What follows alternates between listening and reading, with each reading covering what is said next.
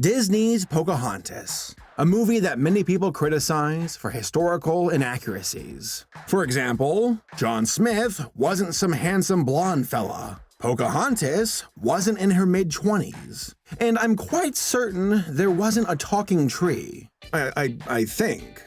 I'm pretty sure about this. But what if I told you that there was a version of Pocahontas that was even more outrageous? One that takes that history book and throws it right out the window.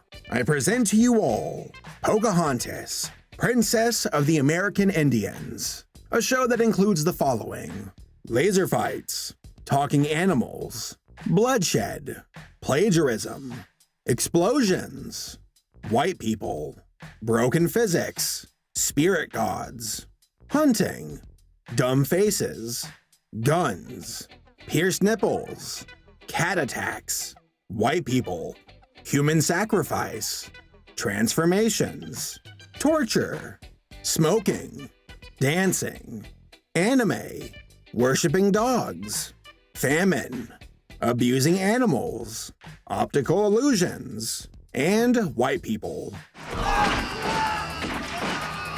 And here's the main thing that makes this show truly stand out. It was made by North Koreans, the same studio that was behind Simba King Lion and Squirrel and Hedgehog.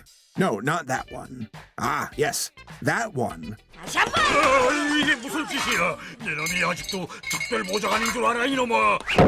Now, I've already reviewed both of these shows, and each one was absolutely crazy. Balls to the wall insanity. But a big part of that was due to the fantasy aspect of the cartoons. That being said, I was optimistic with Pocahontas. I was half expecting a series that was a bit more chilled out because of the nature of the topic, but that was far from the case. So very far. I don't want to be your guardian angel any longer. It's over, you're going to hell. Okay, so let's talk about the people who made this show. I already mentioned that SEK Studio had a hand in this. For those who don't know, SEK is an animation studio that is located in North Korea. They were established back in 1957, and a big chunk of their original content was just straight-up military propaganda. I'm not joking. Go check out my Squirrel and Hedgehog review if you want to learn more about that. But SEK has also collaborated with other companies and are sought after when it comes to cheap outsourcing. One of their biggest clients is Mondo TV, an Italian production and distribution company. They mostly work in animation, and the majority of their content is pretty bad.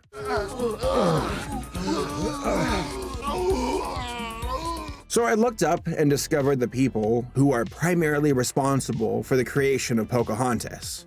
And get this, these are the same people who made those terrible Titanic movies. You know, the ones with the talking animals. The whales! The whales are here! Hooray! Wow, how accurate and tastefully done. If you're gonna ignore history, I recommend hiring these people. And I absolutely love this entry on IMDb. This was my favorite series of childhood. I would love to watch it again and again. Yeah, that sounds legit. But let's go ahead and address the elephant in the room. Yes, this show was a ripoff of Disney's Pocahontas. That came out in 1995, and this show came out in 1997. The same thing happened with Lion King, and the clone that is known as Simba King Lion. Mondo TV has no shame, and they love to steal ideas from Disney, though they also like to take the source material and just go ham with it. And by the way, I was watching the show, and I'm pretty sure that this frame was stolen from Pinocchio. Like, that's the exact same animation of Monstro. But what I find most interesting about Pocahontas and its development is how you had a bunch of North Koreans animating a show about the, well, quote-unquote history of Native Americans. Like, that's super fascinating to me. It's no secret that most North Koreans do not care for Americans. But what about Native Americans? Do they have any sympathy for the natives and what happened to them? Do they even know the full story? And if they do they view the conquering of North America as another reason to hate modern Americans? It's bizarre to say the least, and unfortunately, we'll most likely never know. But that must have been one interesting job pitch for SEK. You all want to animate a show about Pocahontas? You'll get to expose the evil of America's history. Ho, let's get to work. The white men who have invaded our lands pose a great danger. All the sacred animals will be in danger of extinction. Okay, so what's the series about? Like I said, it's very far from being historically accurate. The actual story of Pocahontas goes like this. She was a Native American from the Virginian geographical area. She was taken hostage in 1613, converted to Christianity, changed her name to Rebecca, decided to stay with the English, married some guy named John Rolfe. Hello, Ed boys. Had a kid with the guy, traveled to England, became somewhat of a celebrity, tried to convince people that natives can be civilized, and then died at the age of 20 or so of unknown causes. Yeah, try watching this movie the same way again. How can there be so much that you don't know? And if Disney got it wrong, then this show got it very wrong. But also somehow right? It's confusing. Let me explain. Off the bat, nothing about Pocahontas in this series is accurate. According to the show, she was commanded by the gods of the Native Americans to travel to other tribes and unite them against the European settlers. Hoppy Ho and I will speak with all the tribes, from those in the far north to those in the far south, to those in the mountains and those in the plains. I will cross the great water and visit the land of the white man. I will tell them our people live in peace, following the principles laid down by the Great Spirit, and that they should do the same. This never happened. She never went on some journey across North America. But what's interesting, though, is how the show actually features various tribes of Native Americans and portray them somewhat correctly. Their names, their outfits, their culture. It's very bizarre. Like, at one moment we're being educated about the Mohicans and their way of life. And then the next moment, we're in the middle of some laser battle with animals and spiritual beings. There's literally no in-between here. It's either one or the other. And that really hurts the pacing of the show. They all look like chiefs. That is the Great Council. It is made up of 50 members who represent the 5 nations of the Iroquois.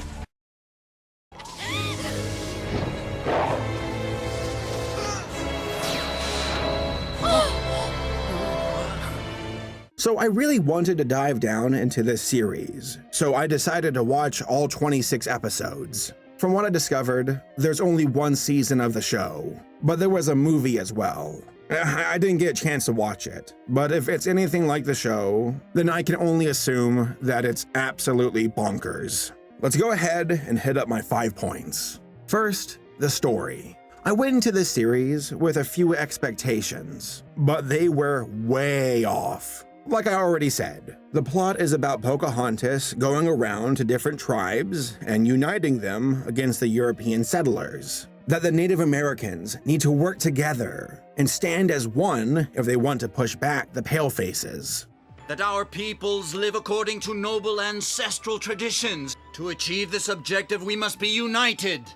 He's right! Let's unite and help one another! It's the only way to defend ourselves!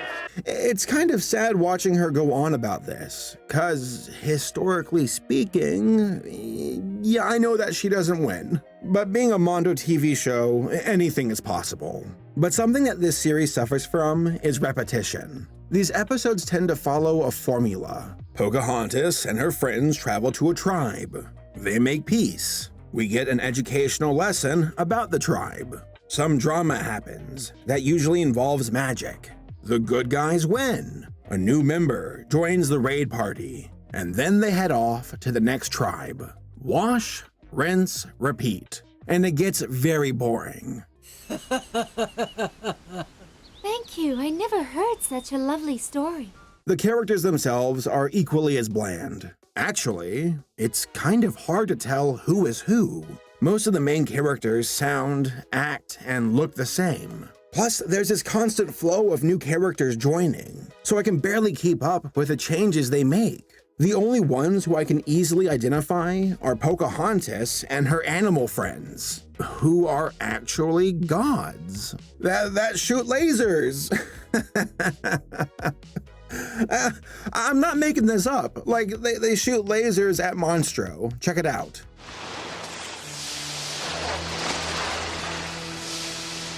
And you want to know how the story ends? Well, here's how it happens. Our story concludes with Pocahontas completing her journey to the final tribe. She and her friends then play a game of stickball against some white guys and beat them. They then travel 100 years back in time, and then they become gods. Yeah. Oh, great Kachina spirits, we are coming to join you! So there you have it. The story is either totally boring or completely insane. Again, there's no in-between here. Also, the characters suck, and I'm not invested in who they are and what they're doing. The only redeeming trait about the story is how crazy it is. Also, seeing how evil the settlers were. This cartoon did not hold its punches while showcasing that. Could you imagine if a kid watched this show? There's actually a scene of the Sundance Festival where they tie their nipples up to ropes and dance around until they pass out. It is so gross, and I couldn't even watch it. I had to look away. Next, there's the dialogue. So much grunting. It felt like I was watching an episode of Dragon Ball Z. Also, the characters talk over each other all the time. Their words get all jumbled up, and there are moments where I can't even tell what they're trying to say. Well, how about that? The Great Mohican can't do without his At parents. least we Mohicans have respect for our elders, which is more than can be said for you. After that, there's the voice acting. Oh, it's bad. Like, really bad. The majority of these voice actors oversell their role and come across as corny. They also jump back and forth way too quickly between emotions, which completely throws me off. At one moment, they're fighting, but right after that, they're the best of friends. I've changed my mind. You're right, Hopi Ho. My village can wait. I hope you mean it, Mark. It's so hard to tell if you're joking or if you're serious. We're delighted to have you with us. But if you make me angry, if you start playing stupid tricks again, I don't play stupid tricks. You watch what you're saying. Look, fight if you like, but I'm leaving. Then there's the editing. Oh my god, does this show suffer from horrible pacing. For some reason, they really like to draw out certain scenes. Perhaps they're trying to reach the length requirement for each episode. But good lord, does it hurt the overall flow of the show. Again, as is the common theme here, it's either way too fast or way too slow. It's a great honor for you and the whole tribe. Never forget that. No, I won't forget.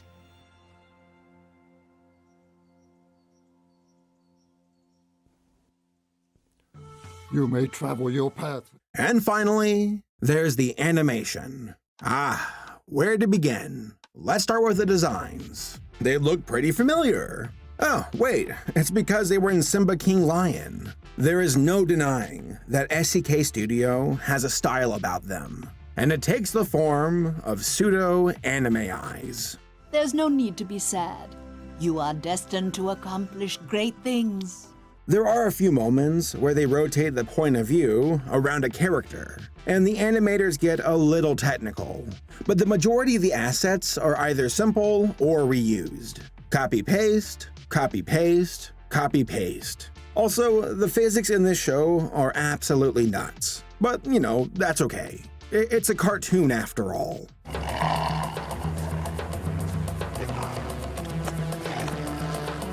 All things considered, I don't think the show looks terrible from a visual point of view. It's more weird, if anything else. The faces look goofy, and things can get a little bland, but I have seen much worse. What really catches my eye, though, is when the show kicks it up to 100% and goes balls to the wall insane with action sequences. This happens all the time between the natives and the settlers.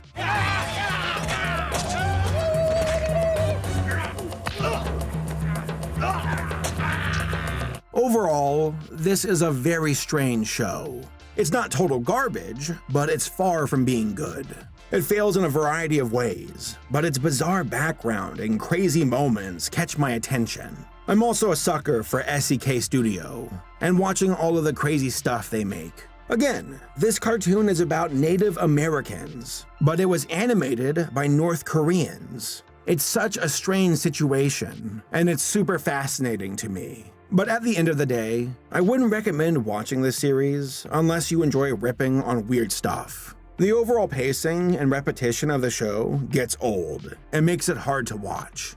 If it was more concise and made me feel more invested in the characters, then maybe, just maybe, it might be bearable. But even that's being a bit generous. If you're gonna watch something from SEK Studio, check out Squirrel and Hedgehog. I mean, yeah, it's war propaganda that shits on America, but the story is much more engaging than Pocahontas. And there aren't as many what the hell moments. Cause the last thing you expect to see in a cartoon about Pocahontas is a time-traveling god who fights storm clouds that were created by a spider woman who shoots lasers. Seriously, what the actual hell?